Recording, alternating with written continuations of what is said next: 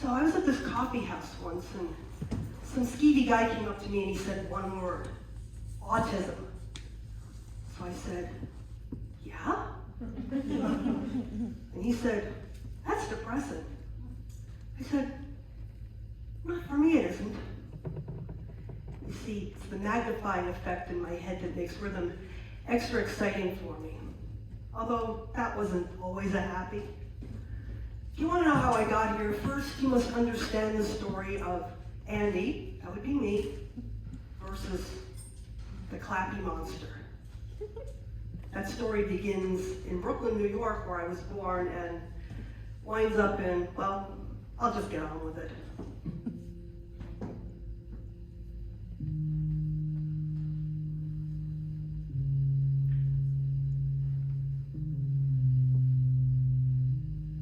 As soon as I could sit up, they plopped me in front of a TV, and then carried me off to East Islip, Long Island, in the late 1960s. A place as white bread as could be. And every night music poured out of that console, walnut grain cathode ray tube monstrosity that lost reception when you moved an inch away. 7:30 to 8:30. Musical variety. In case you're not old enough to remember such things, or you've blissfully forgotten, musical variety shows circa 1970 didn't have a whole lot of musical variety. Mostly they were about over 30 white guys like Andy Williams and Ray Stevens singing the pop and rock hits of the day. Most of it was recorded on video tapes that later got erased. Even then, they didn't think these shows would stand the test of time. Changing of taste.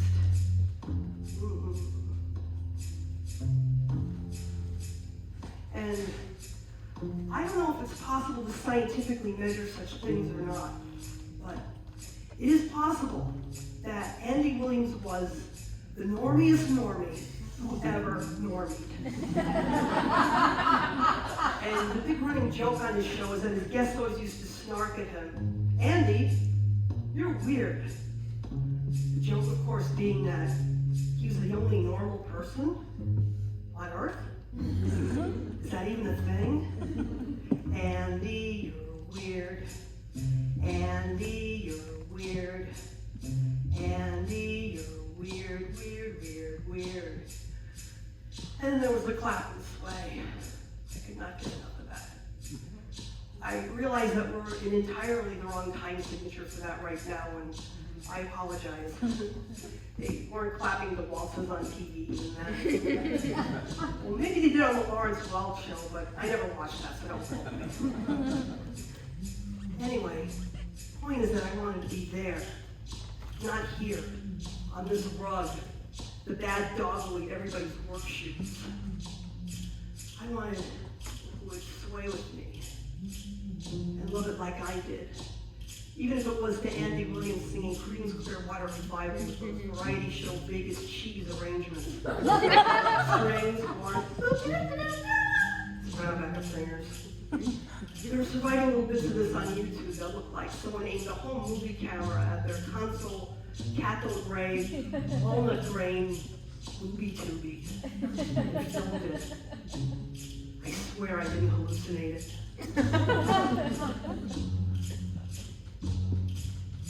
Andy, you're weird. Andy,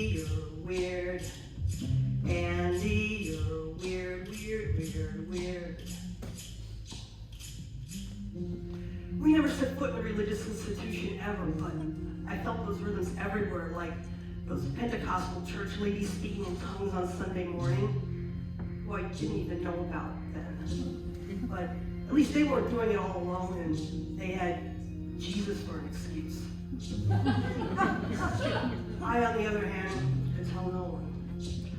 I was in enough trouble already, even though I hardly ever spoke to anyone. Or maybe because I hardly ever spoke to anyone.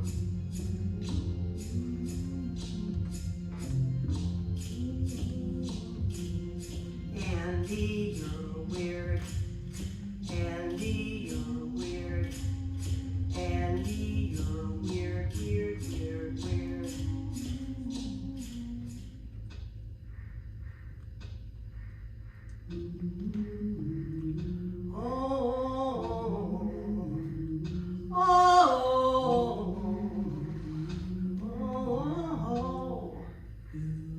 Autism, contrary to what you might have heard, has always existed.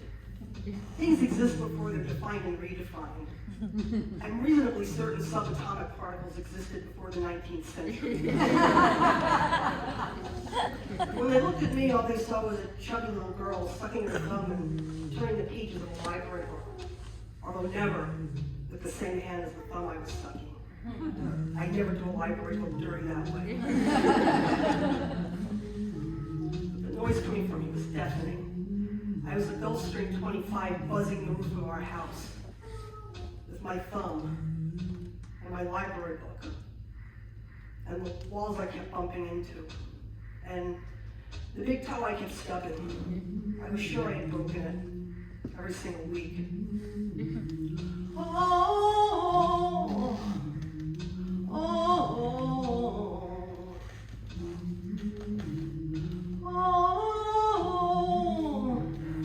oh. Andrea, go to your room. I don't want to hear your voice again for the rest of the week. But I soon figured out that my room wasn't the worst place to be. The door that closed and locked? Yes, please. So I went inside my room and I closed and locked the door and I sat on my bed and I tried to picture myself as a tap dancer on one of those variety shows. But I had stupid feet that couldn't keep a beat. I would never be a professional dancer, but my hands were another matter entirely, a whole different part of me. Yes, my hands were weird, polyrhythmically weird. I learned to make hand sounds nice and soft, so I wouldn't tip the grown-ups off. There were no loopers then. I had to mix it in my head. Soft knots, steam pads, and finger snaps. Kind of like this. So, yeah, I was one of those autistic kids who was a compulsive body percussionist. A girl body percussionist. Scary. As this group flooded my mind, I found myself swaying from side to side and putting my hands together like this. Yes, I did it on one because they taught me that in whiteness class. And then I did some more because I couldn't not. Just tapping my fingers like this on my palm made me feel strangely peaceful and calm. I love the feeling of my hands touching, even if I was the only one who'd ever felt that way in the entire history of opposable thumbs. I call it the sustainable clap. You can clap like this for hours and hours. I'm very sensitive and it doesn't hurt me at all. Why don't you try it with me? You might irrationally like it. 2, 3, clap. 2, 3, yes, just like that. 2, 3.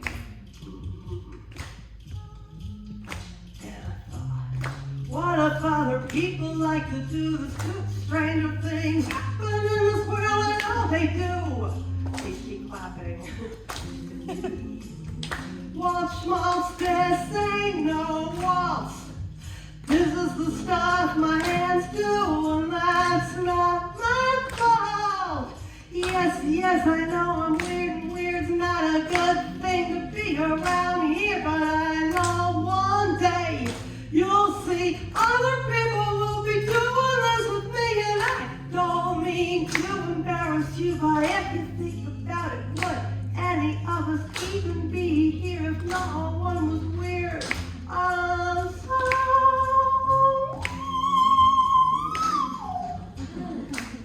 I didn't know I was making that much noise. Could they ever understand these things I do with my hands? It's being me, gonna ruin all their plans.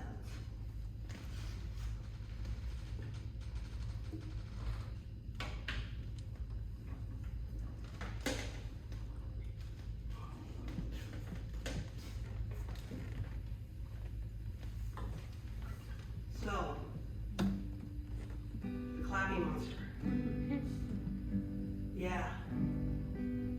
I've studied that as a bug under a microscope. It makes me watch live music videos with clap-alongs on repeat. And what better time for it to make its descent than when I had just lost access to live audiences of my own. So during the pandemic lockdowns, or as we Jews like to call it, the Mishigas, I had plenty of extra time to go down YouTube rabbit holes. And I found this video of Otis Redding doing Try a Little Tenderness in Oslo, Norway in 1967. Pretty much the entire audience is white. They probably never seen a show anything like this. So for this song, and in his set, he does 3 false endings. He sings the last line, hands the mic to the announcer, runs behind the curtain back of the stage. The horns blare one last time. And the announcer says, Otis Redding, and the crowd cheers. And then,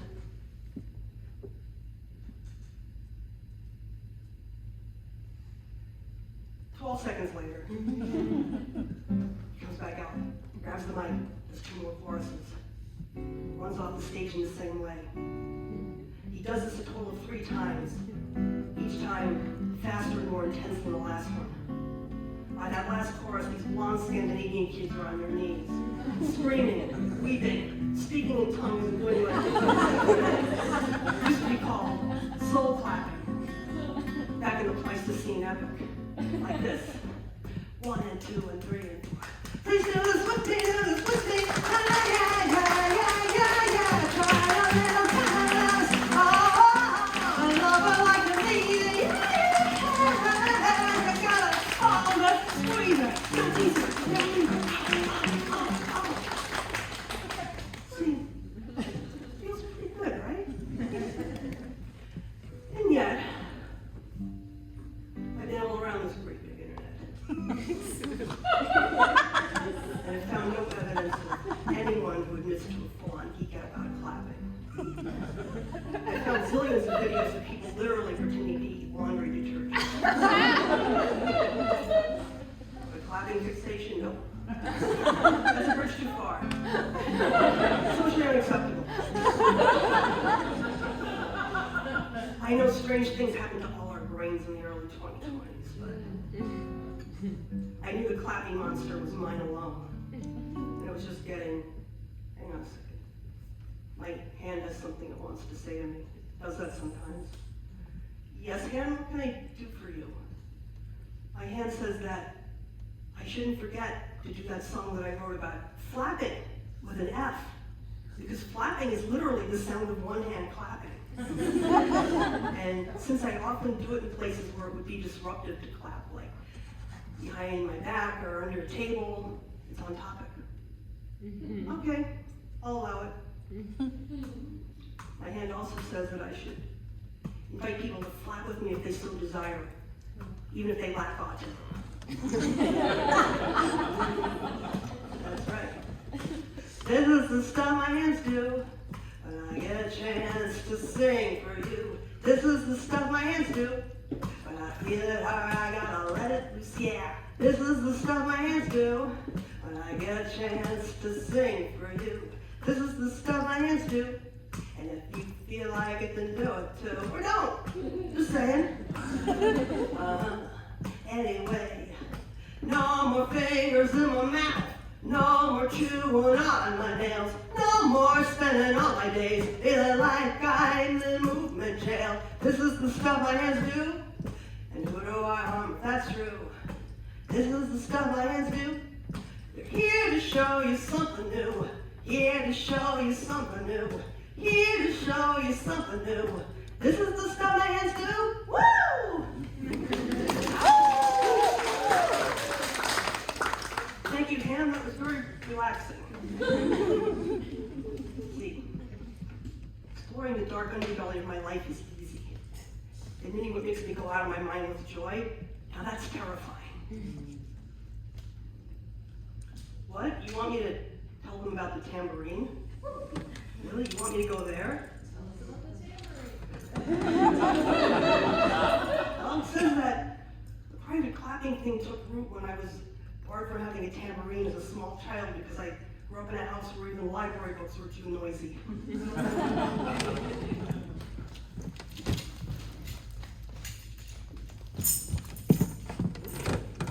This does look kind of like the one I wanted when I was little. Oh boy. It's 1971. You're a 7-year-old girl. How do you tell the world you have a crush on a percussion instrument? The answer is you don't. The word got out. Your parents will have some explaining to do to the authorities. Think I'm kidding? You see, children's music back then was all very tame, and banjos and tra-la-la-la-la. So when I turned on the TV and saw a little girl my age in a family rock band called the Partridge Family, I said, wow, with a tambourine that is. I bought the albums, the Lunchbox, even Tiger Beat, and 16 magazine. This is what it's like to be autistic in 1971 and love the Partridge Family. It means you listen to a song called I'm on my way back home. Over and over and over and over and over again. For the tambourine you saw Tracy play on that song on TV, and you can't hear it, and it drives you nuts. When you try to tell someone at school about it, you get the first time you can recall the look. The one that says, officially, this conversation never happened. I have no idea what you just said. So then, keep it zipped about the Partridge Family for about 5 decades. But eventually, the tambourine runs after you. And it finally catches you and brings friends with it.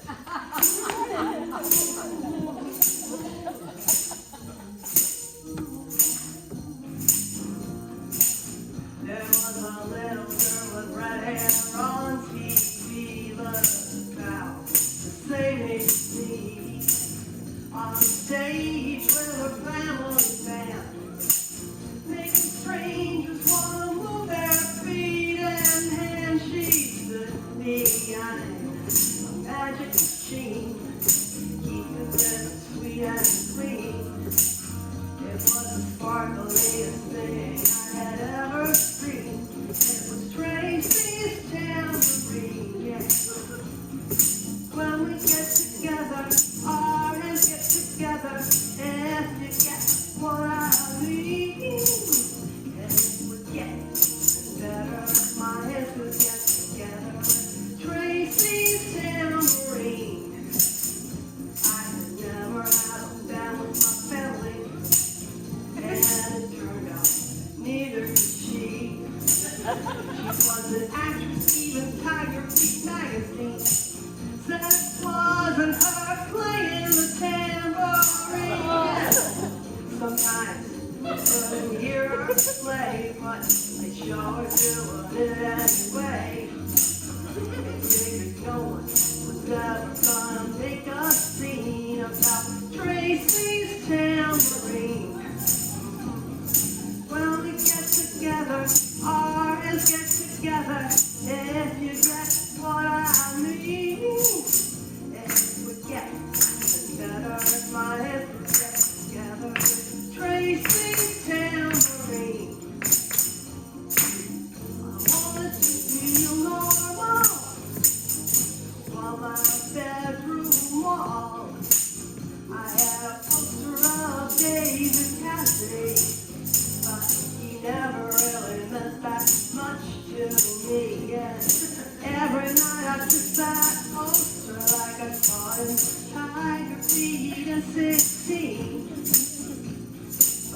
I'd rather Tracy's tambourine, that's right. Day on, I only want a toy that makes fabulous noise. But I never got my hands on one that could give me that kind of satisfaction. But now I live to see a real old lady to think all the noise toys they might save me. Now there's nobody left to speak to me about Tracy's tambourine. Maybe I can please. When we get together, our hands get together, and that's what I need. And if we get better, my hands can get together. Tracy's tambourine, that's right. First time I saw it, my head bobbed, my hands danced, rock towards her. Yeah. Tracy's tambourine, I needed the light. I was both hands of the world. Tracy's tambourine, I needed the light. I was both hands of the world.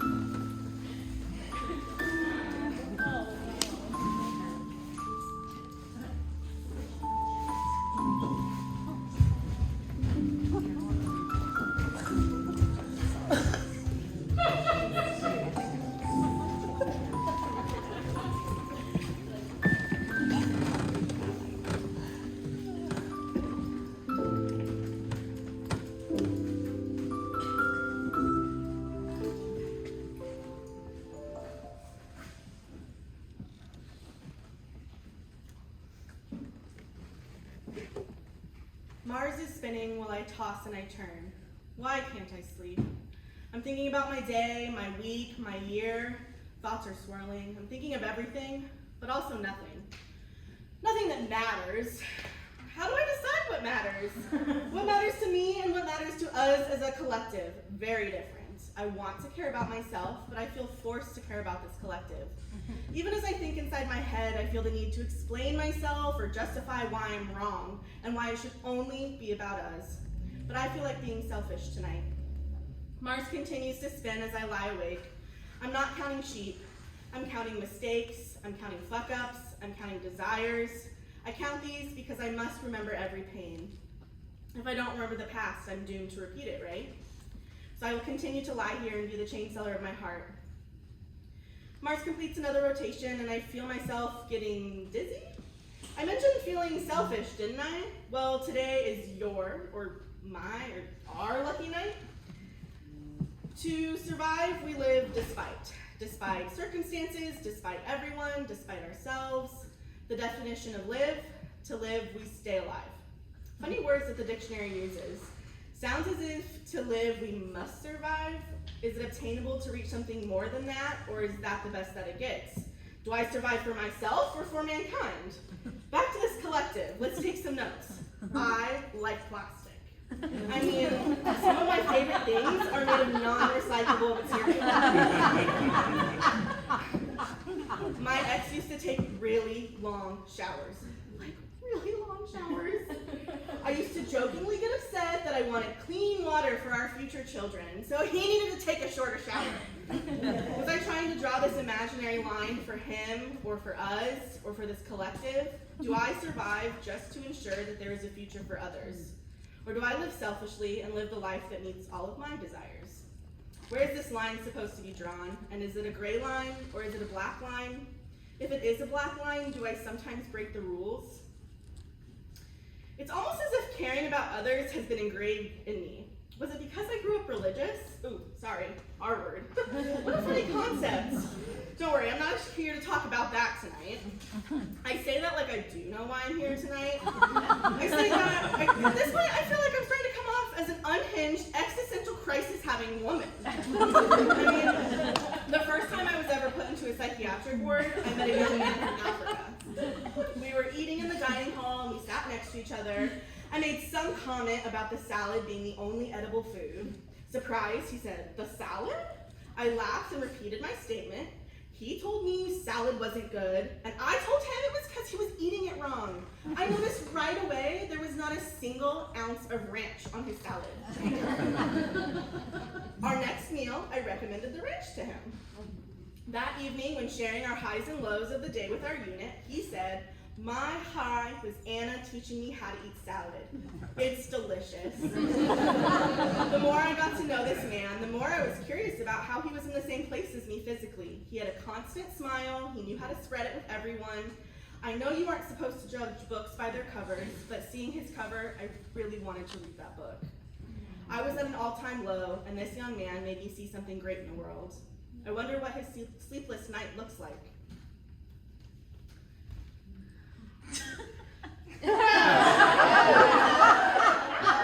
The age-old question: if you were cloned, would you fuck yourself? I think that I mentioned I like non-recyclable things, right?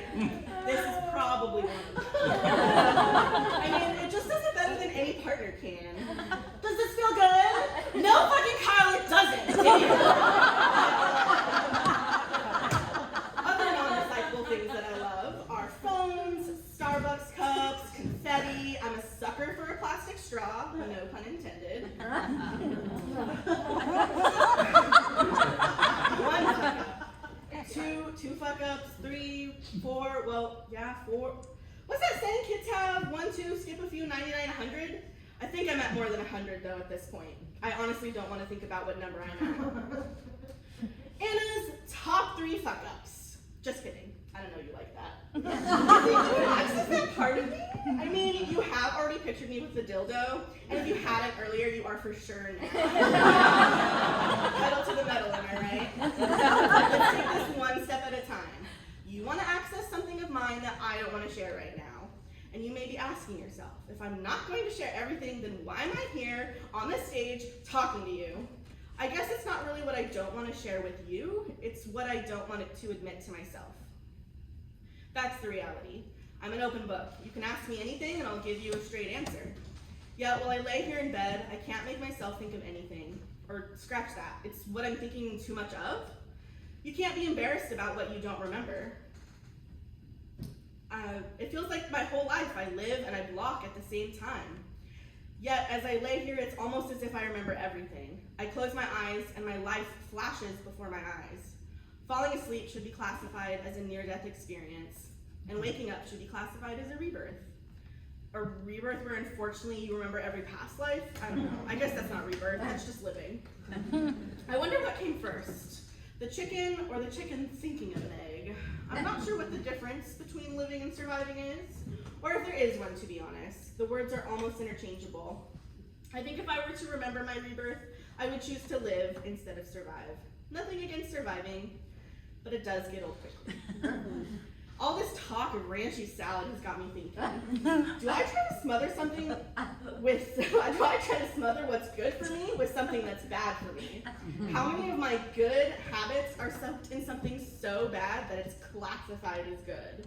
You know when you have a rough day and you tell yourself you need a little treat because you survived the day? Maybe it's going and doing some online shopping or stopping at Dutch Bros. Well, personally, I think I need a big-ass treat for this hard-ass life.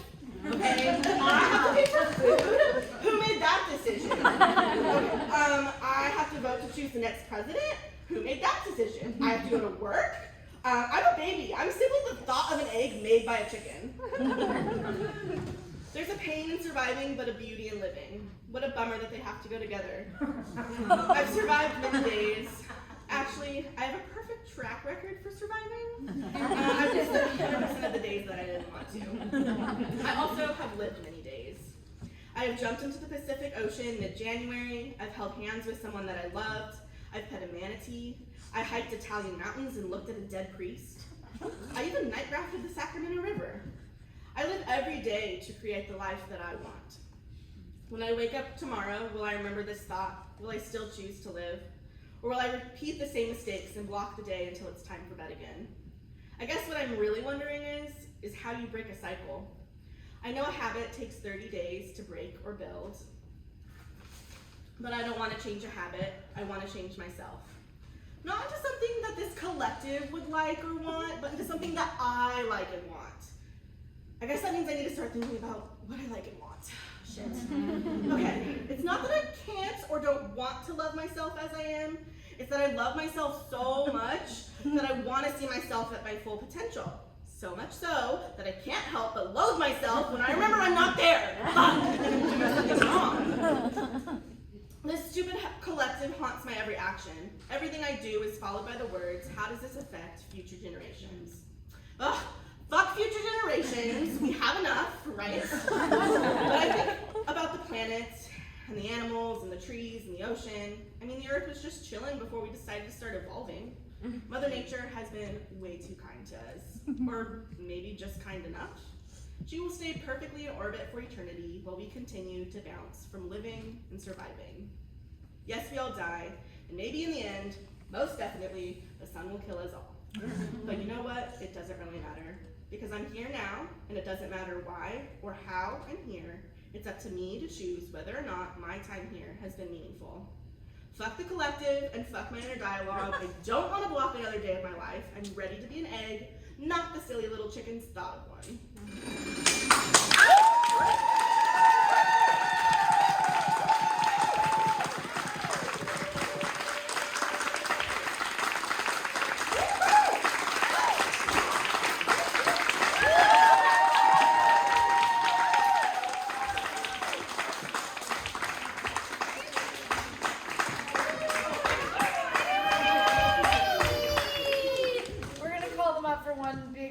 Last bow. But before we do, I just want to say Nikki Flynn, Summer, Rachel, Ruth, and Katie, please come see me to get your packages. And then last but not least, let's raffle. Rum rolls for the first gift. Sweet treats and salt and straw. Number 2. Oh, that's me. Ooh. Pass it on back. 2 tickets to the Lakewood Theater Company. Number 5. Number 5. Look alive. Well, call it a number if we must. They might have left. Maybe they left. That's okay. They lost. Now we get another one. Number 9. Number 9. Number 9. Number 9.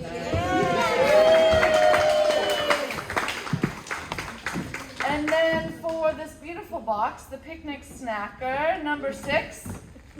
Number 6. Oh wait, that's also me. Oh my God! Yay! I can't believe it. I can't believe it. These beautiful pieces of artwork done by Suzanne. Number 10. 10? No, that's me. That's you!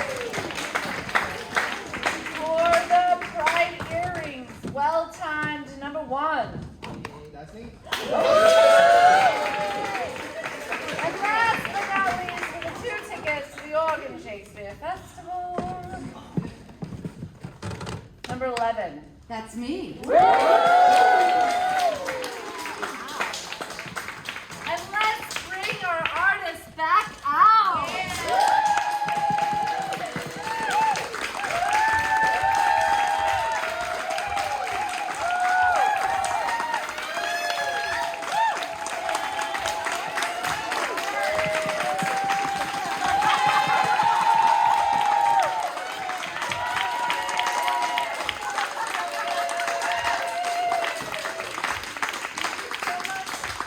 Supporting new art, particularly by women.